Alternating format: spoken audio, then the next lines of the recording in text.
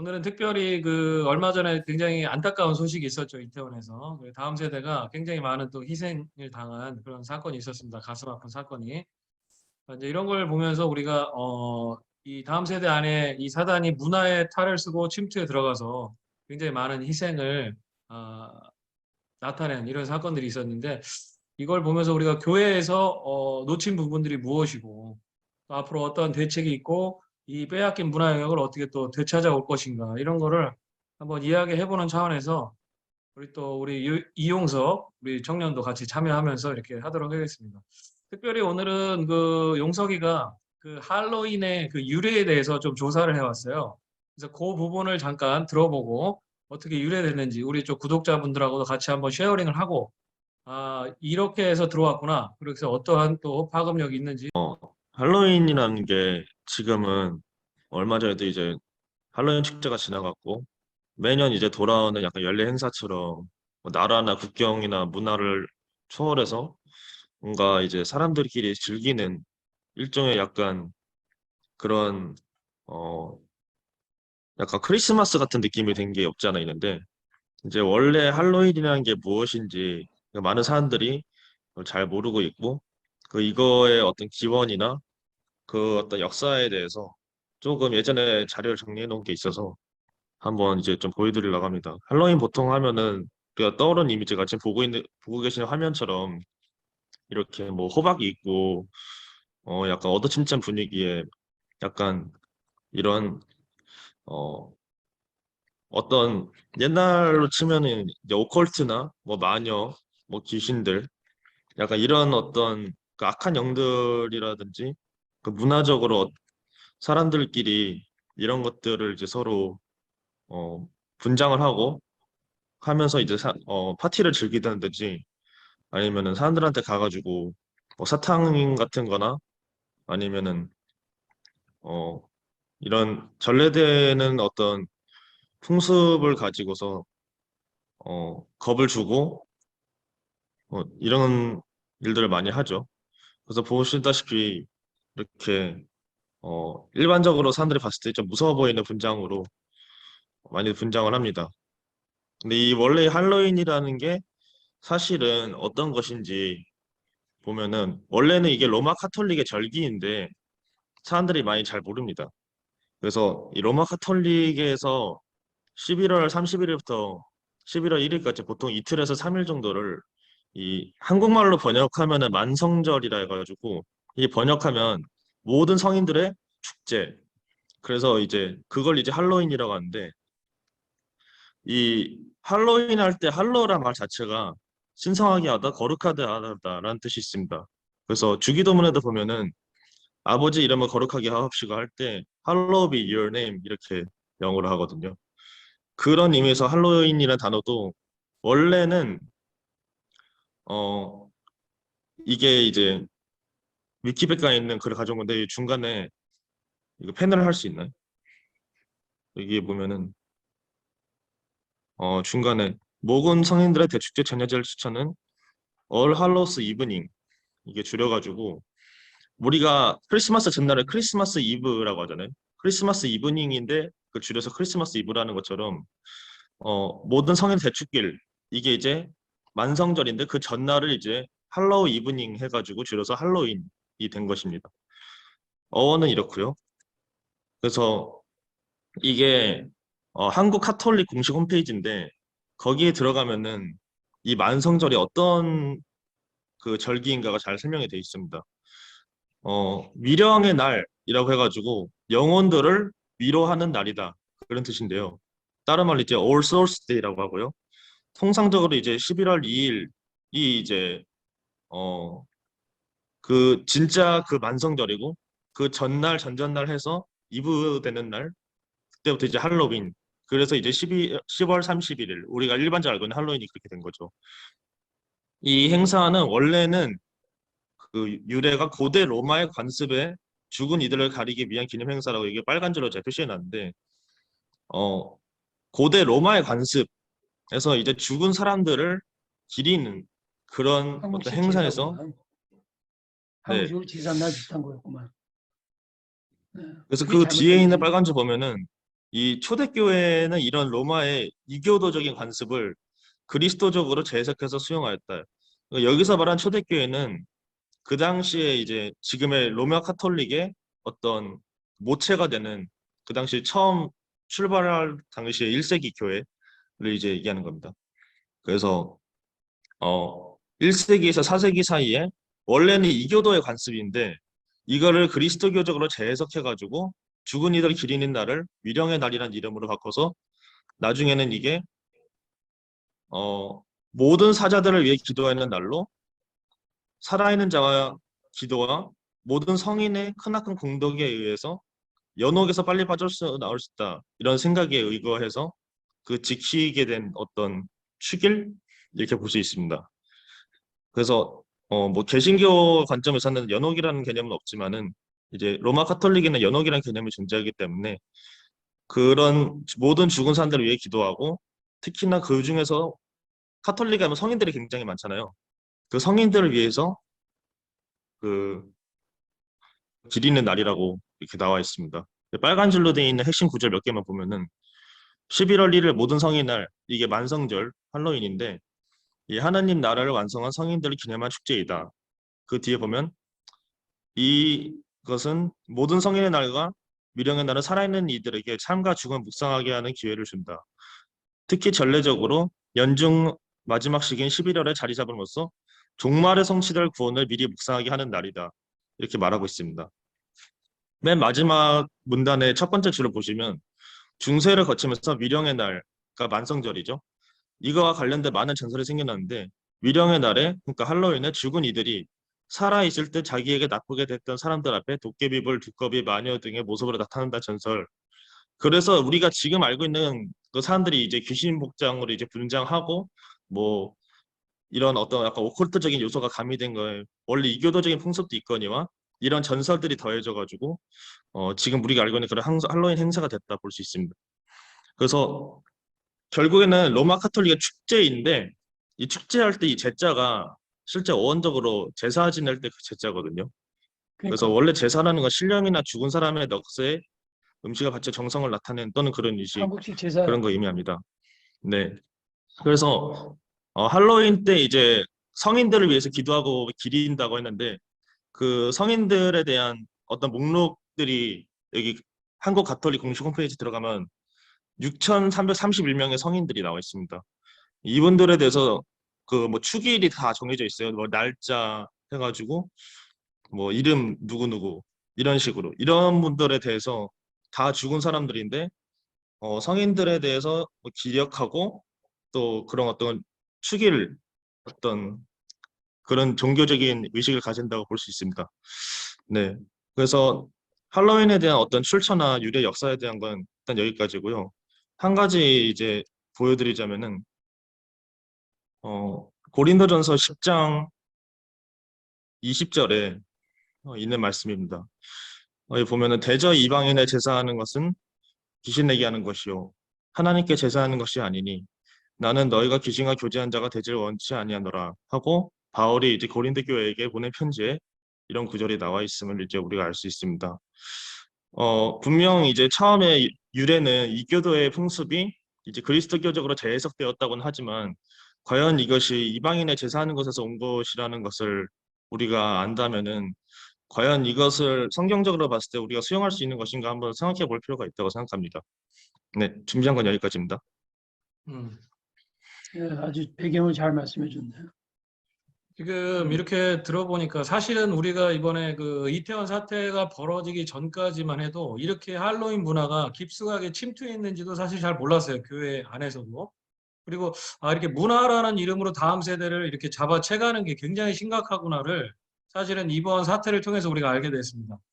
그러면 과연 이렇게 어떤 이 문화적인 그 역량을 우리 교회에서 빼앗겼는데 이 교회 안에서 우리가 하나님 나라에서 이렇게 문화를 만들어내는 것들이 왜 이렇게 중요하고 좀 어떠한 의미가 있는지를 우리 최 교수님께서 한번 이렇게 한번 이야기를 전체적으로 한번 해주셨으면 좋겠습니다. 예, 뭐 제가 이전에도 말을 했지만 문화라는 것이 이런 거죠. 어떤 뭐 사상가나 뭐 우리 기독교도 마찬가지예요. 뭐 하나님의 말씀이나 진리가 선포되거나 그걸 배웠을 때 그건 아직 문화의 단계가 아니에요. 근데 그게 이제 어떤 삶의 혹은 자기의 어떤 내면에서의 어떤 가치관 그리고 삶의 어떤 습관, 행동 결국은 세계관이 된 걸 이제 문화라는 거죠. 그러니까 개인의 문화가 있고 사회의 문화가 있고 국가의 문화가 있는 거죠. 근데 이제 지금 우리가 이제 문화가 계속 바뀌는데 현재 우리 시대 문화는 이제 포스트 모던 문화니까 이 포스트 모던 문화라는 거 이미 많이들 들어서 잘 아니까 이제 포스트 모던의 가장 핵심은 상대주의하고 해체주의거든요. 그 상대주의하고 해체주의라는 거는 그 근원에 있어서 일맥상통하는 거지. 왜냐하면 해체주의는 모든 전통과 권위를 다 해체하자는 거야. 그러니까 자연히 상대주의가 되는 거죠. 어쨌든 이 포스트 모더니즘은 모더니즘의 반발로 일어났거든요. 근데 모더니즘에는 어떤 사물과 사건의 다양성에서 판단하는 어떤 기준, 절대성, 어떤 보편성을 인정했다고. 근데 포스트 모더니 그런 모더니즘에서 나오는 어떤 뭐랄까 객관적인 진리를 다 알 수 없다. 일종의 그리고 어떤 모더니즘이 말하는 어떤 규격, 규율적인 데서의 어떤 자율성, 프랑스 혁명으로 인한 자율성을 이렇게 가미시키면서 포스트 모더니즘이라는 체제가 이제 만들어진 거죠. 그럼 이게 지금 말하는 그 조금 아까 말한 우리 용석 군이 말한 할로윈, 할로윈과 무슨 상관이 있냐? 제가 왜 처음에 문화를 심으려고 말하냐면요. 이 대다수의 사람들은 그냥 문화에 따라 사는 거예요. 그러니까 대다수의 사람들은 대중적이에요. 그러니까 예수님이 넓은 길로 가지 말라라는 것이 그 넓은 길이 대중이지. 그러면 대중이 다 나쁜 거냐? 그건 아니지. 이런 말도 있잖아요. 민중의 소리가 뭐 하나님의 소리다. 이런 말도 있단 말이에요. 그러니까 이 대중 속에서 이 소위 말하는 대중이 갖고 있는 가치관과 세계관 어떤 그런 것을 우리가 분별해야 되는 거죠. 분별하는데 그걸 분별 못하면 대중에 그냥 따라가는 거예요. 근데 대중에 따라가는 것에도 가장 강한 것이 오락문화거든요. 대중문화도 여러 개가 있거든요. 대중이라고 우리가 다 안 따라간다고. 대중문화 중에서도 오락문화, 쾌락문화, 방종 이것은 인간을 쾌락으로 본능에 탁 자극시키기 때문에 그냥 가거든. 근데 그 대중문화가 지금 아주 티피컬하게 나타난 것 중에 하나가 바로 지금 할로윈이라는 거지. 그러니까 우리 조금 아까 용석 학생이 말한 대로 기독교인들이 할로윈의 유래를 알고 그러면 요 말은 좀 조심스럽게 하고 싶은데 요거는 오해 없이 들으면 좋겠어요. 우리가 그 할로윈 이번 사건 때문에 많은 젊은이들이 가서 이제 어떻게 보면 참 안타깝고 애도를 하지만 물론 그 안에 순진한 학생도 있고 어쩌면 크리스찬도 있을지 몰라요. 그건 모르지. 근데 내가 말하고 싶은 건 이제 그 사람들을 어떤 비판하는 그런 게 아니라 예수님이 망대가 무너져서 죽은 사람들을 향해서 그것을 보는 사람들 앞에 너네들 저 사람들이 너희보다 죄가 더 많다고 생각하지 말라라는 거거든요. 그 예수님 그 하신 말씀 뭐냐면 너희들도 회개하라는 거지. 근데 회개란 말이 그 원어가 메타노이아예요. 세례요한과 예수님이 회개하라 할 때 메타노이인데 그 메타노이가 뭐냐면 깨달음이라고. 그럼 깨달음이란 뭐냐면 대중문화 속에서의 잘못된 걸 깨달아야 돼. 그래서 그 인식의 반전이 일어나야 된단 말이야. 그게 이 시대를 본받지 말고라는 의미가 거기 있는 거거든요. 그러니까 그냥 좀 쉽게 표현하면 맥 놓고 사는 거야. 그냥. 이게 정신적 자살이고 신앙적 자살이에요. 이 자살이 자기 목숨만 끊는 게 자살이 아니야. 그러니까 자포자기. 그건 뭐냐? 더 이상 배우려고 하지 않고 지극히 자기 개인적인 삶 속에 파묻혀 있고 그 개인적인 삶 속에 파문이 있다는 건 뭐냐면 개인적인 것에 몰두하고 있으면 언제든지 대중과 군중에 의해서 말려 들어가게 돼 있어요. 이번에 요 말만 하고 끊을게요. 뭐 다 그 사건 필요 없지, 설명 필요 없듯이 이게 군중에 밀려오고 그게 굉장히 나는 이 시대를 상징적으로 보여준다고 그래요. 이 군중의 사상, 포스트모더니즘 사상, 어떠한 이 시대 문화의 흐름, 잘 들으세요. 그게 다 악하다 이게 아니라 그 흐름 속에 구현을 못하면 홍수같이 드러난 포스트모던 문화, 그 중에서 쾌락의 문화, 어떻게 보면 사탄적인 문화에 휩쓸려가면 결국은 사망이라 이거지. 나는 나름대로 이렇게 발견했어. 그렇습니다. 하여튼 굉장히 뭐 이번 사건을 통해서 아까 목사님 말씀하신 대로 어떤 그 군중의 문화에 휩쓸려 가는데 그렇게 휩쓸려 가는 동안 교회는 눈치채지 못했다. 어떻게 그렇죠. 보면 빌딩 안에 갇혀가지고 어떤 우리 안에 어떤 이 세상을 만드는데 급급하지 않았나. 이런 생각을 해서 하나님께서 너희가 세상의 빛과 소금이 되라 그랬는데 전혀 그런 역할을 이번에 감당하지 못한 것 같고 그것에 대한 열매로서 이런 일들이 벌어진 게 아닌가 생각이 되어지는데 이 부분에 대해서 우리 용석이 같은 경우는 또 청년의 입장에서 어떤 뭐 의견을 한번 듣고 싶어요. 청년들의 또 입장에서.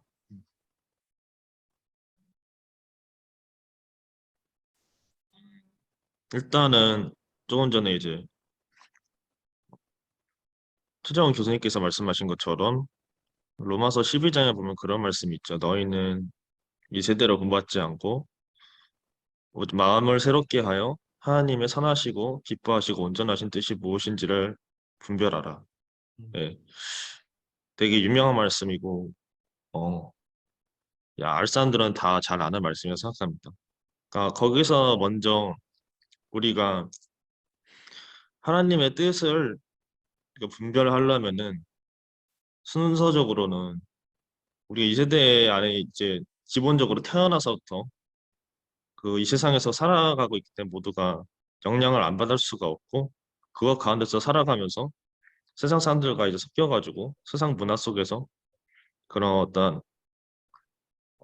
크리스찬의 정체성을 갖고 살아가고 있는데 그 안에서 우리의 어떤 그 색채와 그 어떤 빛깔과 그 어떤 맛을 지켜내려면은 결국에는 우리가 그 안에서 마냥 세상의 풍조를 따라가는 것이 아니라 우리가 이제 성경적 세계관 안에서 그것을 보고 마음을 새롭게 하고 분별할 필요가 있는 거죠. 그런데 이제 저도 지금 대학생이고 20대 청년이긴 하지만은 보면은 특히 지금 젊은 세대들일수록 이런 거에 많이 취약하게 노출되어 있고 그 사실 노출되어 있는 정도가 아니라 잘 몰라요. 뭘 잘 모르냐면은 위험성을 아예 그냥 인지조차 못하죠. 그러니까 최소한 이게 뭐 잘못됐다? 뭐 우리가 이제 예수님을 믿으니까 그런 어떤 성경적 관점에서 봤을 때 이거는 뭔가 좀 문제가 있다. 애초에 그런 생각조차 안 한다기보다 못 한다고 보는 게 맞을 것 같아요. 그래서 그게 좀 안타깝고 그거를 이제 누군가가 알려주는 사람도 잘 없고 그러니까 알려주는 게 그거 나쁜 거야. 그게 아니라 뭐가 어떻게 그렇지. 그게 문제가 있는지를 그걸 이해시켜 줄 수 있는 그럴 만한 사람이 잘 없어요. 그리고 만약에 누군가 이거는 그거 설명을 해준다 하더라도 이미 말씀드린 것처럼 문화가 되어 있고 오락이 되어 있고 그렇죠. 일종의 놀이가 되어 있기 때문에 그거를 문제 삼으면 그 문제 삼는 사람을 오히려 더 문제시하고 약간 그런 이미 세상에 되어 버려 있는 것에 좀 안타깝고 거기에 안에서 그 좋은 게 좋은 거지 하는 어떻게 보면 되게 단순하지만 굉장히 심오한 말인데 많은 청년들이 그런 말에 굉장히 잘 현혹돼서 살아가는 것 같아요. 그래서 좀 안타깝기도 하고 그것 가운데서 우리가 어떤 역할을 감당해야 되는지 한번 재고해 볼 필요가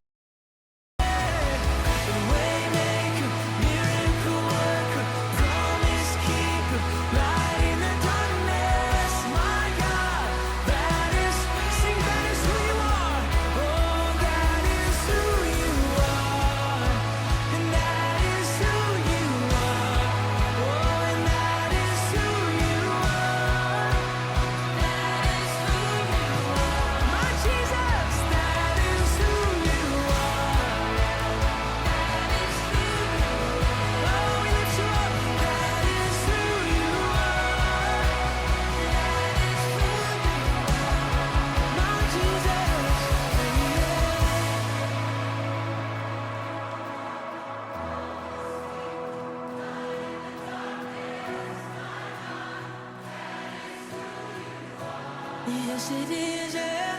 To you are waymaker.